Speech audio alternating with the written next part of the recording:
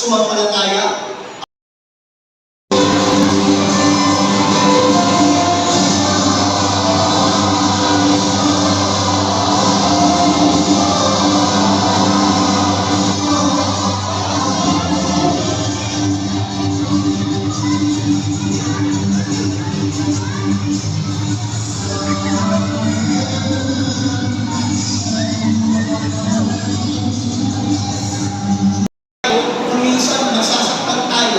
Tayo rin ay base sa ating pananampalataya.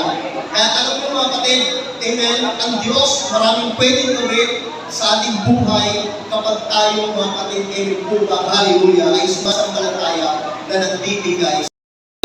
Kaya alam mo mga kapatid, amen, praise the Lord. Sabi ko nga, mas kinuha ko kong word of encouragement, ako nga po yung nai-encourage. Ng maraming kaluluwa kung wala pong mag-aalay ng buhay. Hindi po tayo makakahubog ng mga leaders of leaders. Hindi po tayo makakita ng mga bagong disciples. So, palakpakan po natin ang ating Panginoon. Amen.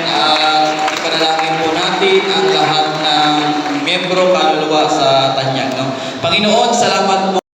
Wala kami, ikaw ang magpapala sa kanilang buhay ng Gilang Diyos. Patuloy mo silang patatagin, patuloy ng Gilang Diyos, magbuklorin mo sila sa pag-ibig at pagkakaisa. Ang mag-asawang ito kasama ng kanyang anak na Gilang Diyos. Salamat po ng marami at hayaan mo ng Gilang Diyos. Ang tagumpay at pagpapala ng Gilang Diyos ay patuloy nilang maranasan, Panginoon. Purihin lang gilain ka. Ito po kami dalangin. In Jesus' name we pray. Amen. Amen. God bless.